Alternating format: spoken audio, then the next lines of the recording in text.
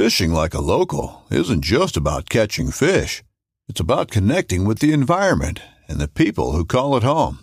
It's about hearing the stories and traditions that have been passed down for generations and sharing unforgettable moments with the people you meet along the way. Fishing like a local is having an experience that stays with you forever. And with Fishing Booker, you can experience it too, no matter where you are. Discover your next adventure on Fishing Booker. This upcoming concert season will be all about the boots, and Tecovas is your stop for the best in Western style. Tecovas has seasonal and limited edition offerings this spring and summer, including men's and women's boots, apparel, hats, bags, and more.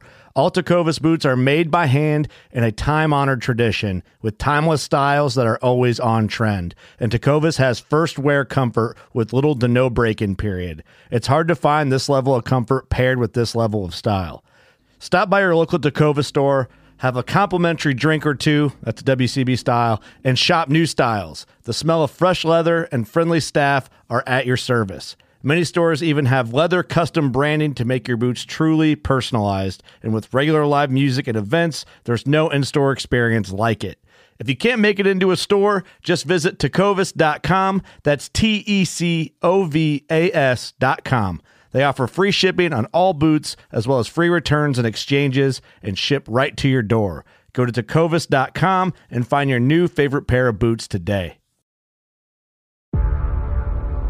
It's done. Connor McDavid! It's not real! The goal of the year. Panarin! Part of the past. The celebrations. Forgotten. The history. Vegas Golden Knights! History. We're back to a blank slate. Clean ice. All that matters now is what happens next. The Stanley Cup playoffs. Eastern Conference Final begins Wednesday.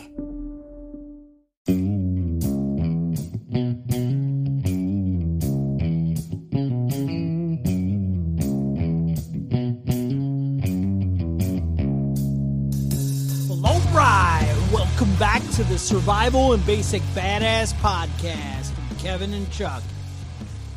Well, you guys know that the Survival and Basic Badass Podcast, we definitely talk a lot about survival. Mm-hmm. We talk about guns, man things, how to protect yourself, being aware, alert, that kind of stuff. A lot of, things that you might need as a treasure hunter. And nothing says badass like treasure hunter. Now, I feel like in my youth, and I imagine a lot of boys, and I would say even girls, people have big dreams of Indiana Jones and treasure hunting and badass stuff. When you join the Boy Scouts, I know Boy Scout camp involved a lot of zip lines and wall climbing and rappelling and spending a lot of time sitting in the woods. And I feel like those things go hand in hand with treasure hunting. The military, zip lines might come in again. Rappelling, wall climbing, hand-to-hand combat. All those like aborigines or whatever. I don't know who's chasing Indiana Jones with those spears. I don't even know where those people came from. Some kind of Amazon warriors or God knows what. But the bottom line, definitely when you think badass, you're thinking treasure hunting. There are a lot of great movies over the years, like Into the Blue, Jessica Alba and Paul Walker, right? Mm-hmm. They, out there, girls in bikinis, hanging out on boats, scuba diving all day, and then knife fighting sharks or whatever by night. That sounds like a win-win. I don't know why. To me, if you don't live, then are you really surviving anyway? So I don't even know why we're messing around with day jobs and not just straight treasure hunters. Treasure hunting. So I had Kevin and get together and we both put together a little list of, different treasures we might want to kind of plan out for the future. Mm-hmm. I'm just giving you guys some ideas. That's my retirement plan. You might be able Finding to fund treasure. your prepping career, mm-hmm. Your lifestyle, if you will. And I'm just saying you might want to throw us a finder's fee. Mm-hmm. I don't know, 1%, 2%? Something like that. 2, I think 2 is fair. Mm-hmm. Just to hey, thanks. You guys set me on the right path. That wouldn't be wrong. So, one of the more, I think, unrealistic treasures you might be able to find, but I feel like I'd be remiss if I didn't share it with you, All right. would be the Knights Templar. Right. Big one. That's a big treasure. Most of the things, when I look up, they have like an estimated value. When it comes to the Knights Templar, they don't even know. They're like, yeah, I don't know. Because basically, they're pretty badass. So here's what happened. The Knights Templar, the military order or whatever, they started out in 1119 AD. And their statement was to protect Christian pilgrims on their journey to the Holy Lands through the Middle East. You guys have probably heard some stories over the years that the Middle East might be a little rough travel. Yeah. Can be a little hectic over there. Well, that's kind of been throughout time. Mm-hmm. So they were like, you know what? We're cool. We got your back. Possibly they started out as a good thing. Mm-hmm. But it pretty much seemed like some kind of shakedown organization. Uh-huh. That maybe happened pretty quickly. Pretty quick. Pretty early on. I don't know what the original intent was. Yeah, a lot of the theories. Think like the Red Cross. Maybe I just stepped on some toes there, but think like that. Yeah. Where the idea is good. A lot of the theories is that they found either the Holy Grail, okay, or the Spear of Destiny. Now tell us a little bit about the Spear of Destiny. You know what this is? The Spear of Destiny. Yes. Supposedly the Spear of Destiny is the spear that killed Jesus. Okay, the one that pierced his side. The one that pierced his side. He was already dead, apparently, when they did it. No bone will be broken, and they had to ensure death. Right. So, the Spear of Destiny has I think appeared and disappeared and multiple times throughout history. And it was cool because it had Jesus's blood on it. Right. And that was kind of the thing. Yeah, apparently Constantine used it when he and every battle he was in with the Spear of Destiny, he was victorious. The Frankish Empire had it when they expanded and conquered Before France that, a lot of the Caesars, right? And Gaul, yep. And supposedly one of the first things that Hitler grabbed when he entered Austria was the Spear of Destiny. Now... And they say it was taken away from him by Patton. By Patton. His people, not him. Like, he didn't kick in Hitler's door and be like, hey... It may also be in Habsburg, Germany, in a museum. It may or may not. Not really sure which one is which. All right. The Holy Grail, obviously, would be the chalice that Jesus drank out of the Last Supper. You drink of this cup? Right. You guys know? Mm-hmm. Maybe if you read that book, I don't know. And if you didn't, you think it's all nonsense. Also has something to do with Mary of Magdalene's vagina. I'm not really sure how that works out. You gotta email Kevin to get more details on that. It's a little complex. That's a private thing he wants to share. But supposedly, the Knights Templar fell out of favor with the King of France, and apparently France owed the Knights Templar a lot of money. So the King of France was like, "Oh, I just call them homosexual Satanists." That only sounds right. Right. So on Friday the 13th, that's where Friday the 13th comes from. That would be 1291. 1291, Friday the 13th? Yes. All right. No, sorry. Friday the 13th, October 1307. 1307. They started pissing off France in 1291. Okay. Then October 13th. So they basically had men positioned in some sort of like Michael Corleone murder all your enemies at once style killing. They killed a bunch of the guys, captured some of them, but some of them escaped. And they tortured them into confessions of hearsay and devil worship. Mm-hmm. They seized all the land that was, recorded, and they raided the treasury. However, they found it to be much emptier than expected. Uh-huh. Now, one of the things is the reason their money was so great was, believe it or not, in the beginning, the Pope Innocent II declared them a charity. And what they did is, over the decades, donations from patrons made to the Templar, the wealthiest and most powerful military order in Europe, they invented an early form of banking. Right.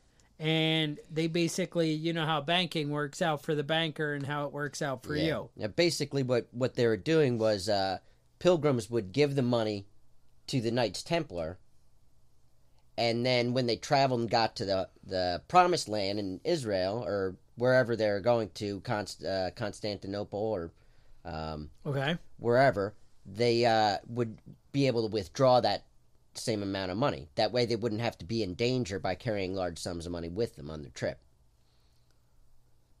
So, all right, that's how they work their banks. It was a lot of large castles, gold, silver, jewels, and precious objects. So really, their fortune is enormous, right? This is supposed to be, the really, end all kind of thing. And so some of the stories go that the Knights Templar escaped with the treasure to northern Scotland, and from there they buried it under a church, and then from there they, after Columbus discovered North America, they sailed to Nova Scotia.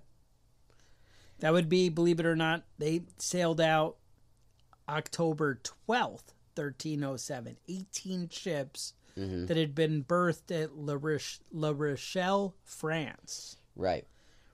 They, under cover of darkness, just before the initial prosecutions, and passed out. And it says, believe it or not, they only discovered that in 2002. We found that Pope Clement II absolved the Templars in 1308. Ooh, so they could I bring did the not treasure know back. about that. But somehow the treasure has not been located or returned. All right, so a lot of people think that... And they say Canada. They went to Oak Island in Canada. Oak Island, in 1856, the original owners found a depression in the land. The ground had sunken in. Okay. And they decided to start excavating to see what they did. They dug down. They came across a floor, basically, of oak logs. They pulled the logs up, and underneath it was dirt. They dug down another 10 feet, found another set of oak logs. They pulled those up. They went down. They continued this until they got to 90 feet deep, and they found a stone with strange carvings on it. Indecipherable. People thought it was gibberish. It ended up becoming some part of somebody's fireplace. Nice. This stone. I would like that at my fireplace. So eventually, they got down to about 90 feet. 80 feet that they found the stone. 90 feet. The pit suddenly filled with seawater, and every attempt after that has been unsuccessful. People have dug down shafts along the side of it, but every time they get close, they end up getting flooded out. So about 7 or 8 people have died so far looking for this treasure. There's 2 guys up there now, 2 brothers, that are bringing in heavy drilling and excavation equipment, and they're trying to dig it up. But so far, no luck. All right.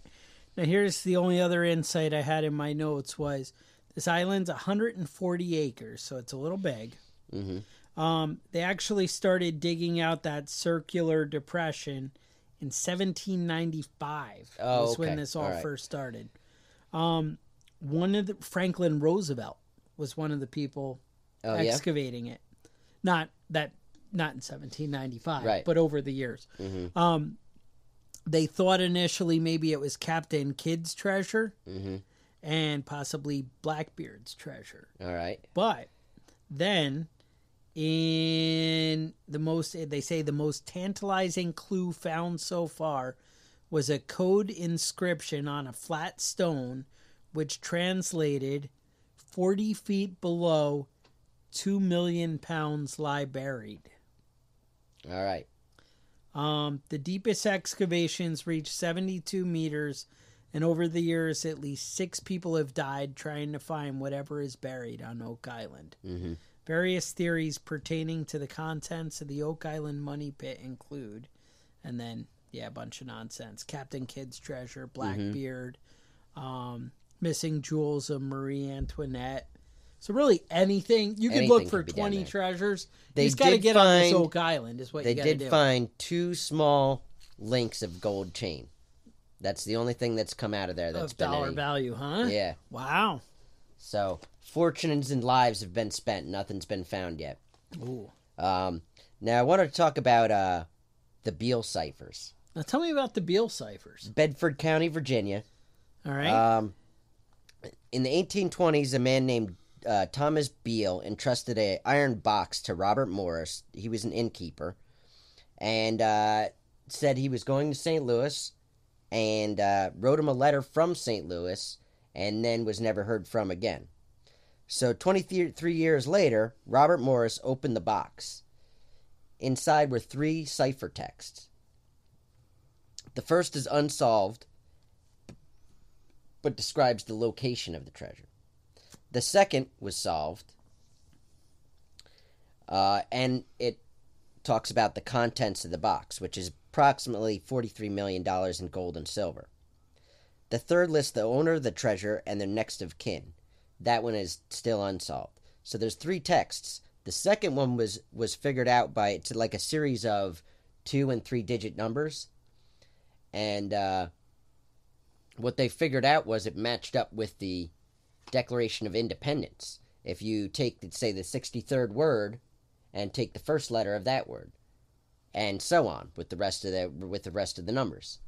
Now, people have been looking for years trying to figure out what texts the other ones that match up to. Okay. But they're still unsolved. Basically, a group of 30 guys from Virginia, they're like adventurers, came across a big gold and silver mine in Colorado while hunting buffalo. They spent 18 months mining the gold and silver, and then they entrusted Thomas Beale to transport it to Virginia.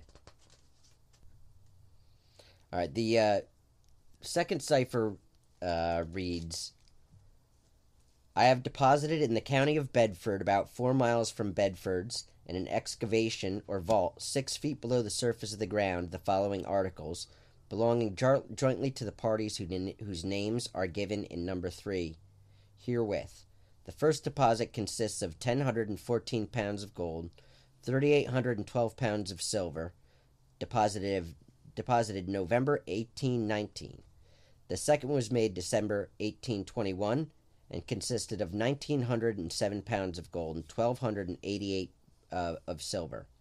Also jewels, obtained in St. Louis in exchange to save transportation and valued at $13,000. The above is securely packed in iron pots with iron covers. The vault is roughly lined with stone, and the vessels rest on solid stone and are covered with others. Paper number 1 describes the exact locality of the vault, so that no difficulty will be had in finding it. Excellent. So let's just get paper number 1. There is a code for the first, second, and third cipher that never surfaced. Oh. So we don't have the code for paper number 1. Right. But somewhere in Bedford, buried about 6 miles feet from Bedford. About 6 miles from Bedford proper are 3 containers. There are 3 sites, 6 feet underground, surrounded by stone, in iron pots, with $43 million of gold and silver. I would like $43 million in gold and silver. Yeah. Now, apparently, they used a 1960s style supercomputer, what they would consider a supercomputer in 1960. Okay. And they ran the other ciphers through the computer, and it came up with nothing that made any sense. So. But it was going to make it clear. That, however, has not kept people from digging up holes all over Bedford County, and a lot of people have been charged with property damage and things like that because it's not necessarily their ground they're digging up. But it's still out like there. I want to buy some property in Bedford, Virginia. Yeah. Kind of like a 6 mile circle, maybe I'd like to buy. Now, the ciphers are online if you want to go check them out, see if you can be the one that solves them. But they've already tried the Declaration of Independence. But I'm pretty good at math. Yeah, so. well, they already tried matching it up with the Constitution. They tried matching it up with, what were the other books? There are a couple other books of the Bible, certain books of the Bible, and certain other things that were common text at the time period. So, good luck in finding it. You may not know this, but I actually worked with some cryptology equipment in the military. Well, you might be able to solve this mystery, Chuck. We shouldn't be telling anybody about this. All right. So, I mean, these are the kind of things. There's a lot of cool treasures out there. When I say a lot, right here in America, we have a few. There was one called the Dynamite Treasure of Victoria Peak in New Mexico. All right. Now, in 1937, a man named Doc Ness fulfilled the potential of his awesome name. Or no, it's Doc Noss. Doc Noss. During a deer hunting trip in the southern Rocky Mountains, he came across a dark mine shaft containing skeletons, jewels, and other historic items, including 16,000 bars of iron. It was only his wife, Babe, because come on, insisted that he bring one of the iron bars to her, that they noticed a golden hue, because it was gold. It was gold. So he was like, that's kind of awkward. Now, remember, I said 16,000 bars. So that's a lot. So because it was gold, Babe said, we can call John D. Rockefeller a tramp. Right? And it says, of course, we wouldn't be talking about Doc Noss's lost treasure if he got that gold out, right? Right. So what happened? So let me tell you what happened. The problem was the entrance of the mine, very narrow. And nobody likes to climb into like a little dirty hole and it gets down your neck and goes down your shirt. You know what I'm talking about, right? So he's like, all right, you know what? I got this. It was very narrow. So in a move that we can only hope landed him the nickname Dynamite Doc, decided that the best way to expand it was through good old-fashioned explosions. Now, he got a partner, I think, that was going to help him out with this. All right. Unsurprisingly, he accidentally closed off the mine, and perhaps even less surprisingly, he became divorced Doc Noss. Noss became dead Doc soon after that when a business partner shot him to death over a dispute about the gold. Like, hey, I gave you all that dynamite. Right. And where's the gold at? Where's the gold? But his family, along with countless others, continued searching for the treasure. Then in the 50s, an area known as Victoria Peak was closed to the public because the Army started doing dangerous nuclear tests there. All right. They naturally didn't stop the Army from performing top secret research. Soldiers claimed that they found the booty. Booty is the word? Yeah, that's why what they're not? saying. All right. Everyone's when this looking for became booty. public, the Noss family protested, and the Army claimed, oh, yeah, no, we didn't find shit. Okay. So now it's on military property? So no one is sure, right, if the Army took the gold or if whoever put it there in the first place, they don't know. They don't know if it's been, exited, but they estimate $1.2 billion in gold. Mm-hmm. And that's it. All right, so it's out there. It's out there. We just have to break into a military base. All right. So, all right. I don't know. I thought that one might be up for grabs for you. Now, 155-year-old legend goes that a Union Army wagon train carrying 2 tons of gold went missing. And a company called Finders Keepers, That's a good name. they think they've found it in Dents Run, Pennsylvania. All right. Now, the FBI came in when they started excavating it because it's actually the government's money, right? Sounds right. So, the guys from Finders Keepers are not saying anything about anything, and neither is the FBI. So, You know what I would say if I was them? Finders Keepers. well, apparently, since they found it, the only reason they're cooperating with the FBI is because they're going to let them keep a certain portion of the gold. I agree, Finders Keepers, and I wouldn't have reported shit. That's been my experience. Now, from what I've seen, when you find the big stash cash, just nothing. You don't say You nothing. melt it down into 1 ounce coins with the stamp "Prepping Badass" right on it. Yep. You're gonna want to send, every 10th one. Yeah. Send us. Send us.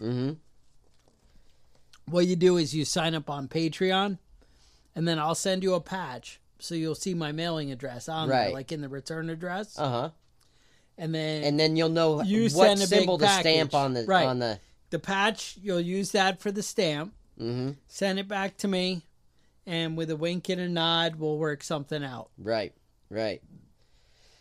Now, I have some more treasure. I'm ready. I got one more here. Well, let's hear about yours. Now, this is a local treasure. This is one within 50 miles of our house. I think it's within 15 miles of our house. Could be. All right, tell me about this treasure. Dutch Schultz, also he was born as Arthur Flangenheimer. Arthur Flankenheimer. But when he became a gangster, he realized nobody would ever remember that name. So he went with Dutch. Are they going to take you seriously when you pull a gun on them and you're like, "Hey, I'm Arthur Flankenheimer"? Right. That doesn't hold well. It doesn't instill fear. No. So basically, he was being investigated for tax fraud. Okay. And he was famous for being stingy with his money. Didn't buy flashy clothes, cars, didn't tip big, stingy, and had millions of it. And he was being investigated for tax fraud. In 1934, while he was being investigated, he had an iron waterproof chest built in 1934. And approximately $5 million in gold bonds, cash, diamonds, and gold coins disappeared. And he took a trip. It didn't disappear if he didn't really have it. And I think he told the IRS he didn't really have it. He told them he didn't have it. But it looked like he was going to jail because they could tell he was lying. Oh. Okay. So he disappeared up into the Catskills. Him and his bodyguard. They came back the next day, and the other mafia bosses were scared that he was going to put a hit out on the prosecutor, Dewey. Okay. So he ended up getting shot to death. Him and his bodyguard got shot to death. The only 2 people that knew where this treasure was. But when he was shot, he was hit in the kidneys, the liver, the intestines, and I think one of his lungs. Okay. But he survived. Tell me more. They took him to the hospital, and as he was dying, he began talking about his treasure that he had buried in Phoenicia, New York. What? And when they went up there looking for it, because mind you, he was shot the next day, the day after they came back. People went up there looking for it, and this guy says, "I know exactly where it is." But he wouldn't tell anybody. Wait a minute. But those bonds have never resurfaced. Okay. So the old man that says he knows where it is might have just known where they were headed in the general area. But he did not become rich, and nor did any of his descendants become rich from this treasure. So it's still out there someplace. Now, do you have any more clues for me to go on?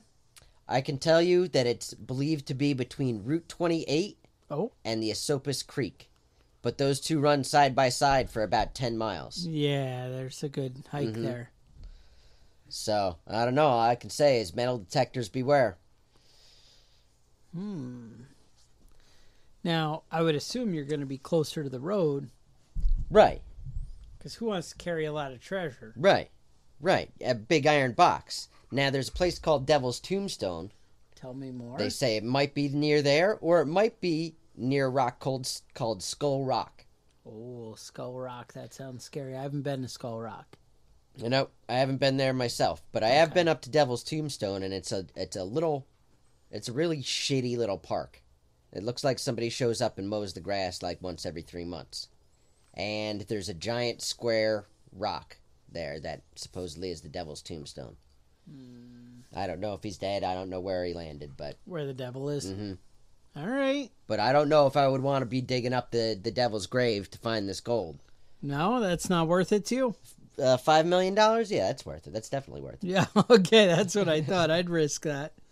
So, I got another one here. This is they call it the Desert Stranded Pearly Galleon.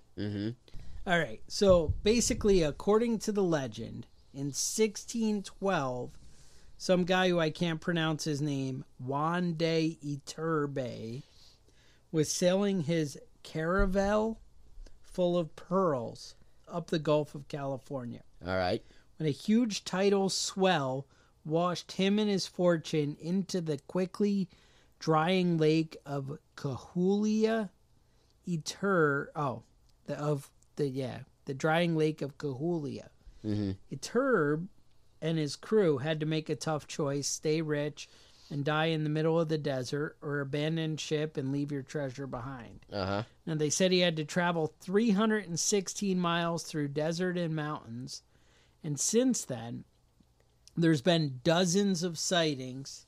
In 1870, the Los Angeles Star reported that a man named Charlie Klusker had found the ship near Dos Palmos. All right. The newspaper reported on his findings and the plans for a return trip. But then, much like the mysterious ship, he simply disappeared.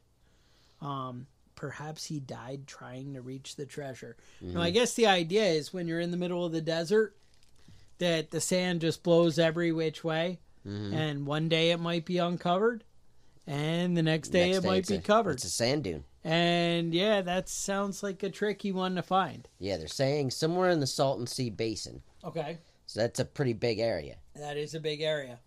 So, I mean, those are the kind of things out there. A lot of cool shit. I don't know. I was just thinking you guys might like a little adventure. Something right. new, something exciting. Some Indiana Jones shit. Indiana Jones shit. I mean, who doesn't watch Indiana Jones, right? My kid was trying to get me to watch the Librarian. I don't know anything about that. I think that's like Noah Wiley or something and some horrible, boring crap. And I was like, no, I can't do it. But Indiana Jones. Yeah. Let's focus on the solid one. That's right. Go out on top. Stick with a winner. But yeah, no, a lot of cool shit out there. So you guys, of stuff to be found. Enjoying the podcast.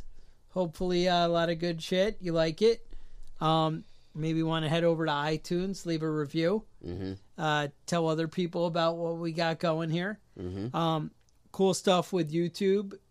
We try and put out some new videos every now and again.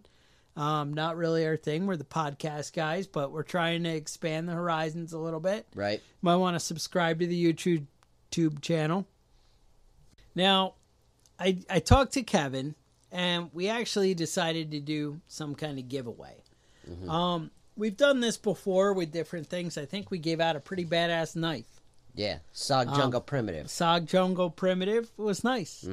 Say, there's another SOG Jungle. Some kind of $30 value. Yeah, there's another SOG Jungle Primitive up for grabs if anyone can figure out who John 12 Hawks is. We're still but that's still up in the air. We have a photo, but we have not received confirmation. Right. Now, what we're talking about now is any of you guys who like AR-15s, or maybe you're married to somebody who likes AR-15s, or maybe you're just special friends with somebody who likes AR-15s. Maybe somebody on your Christmas list likes AR-15s. Well, if you do, tell you what we got. Tac Pack has sent us a lot of cool shit. We get cool stuff all the time, every month.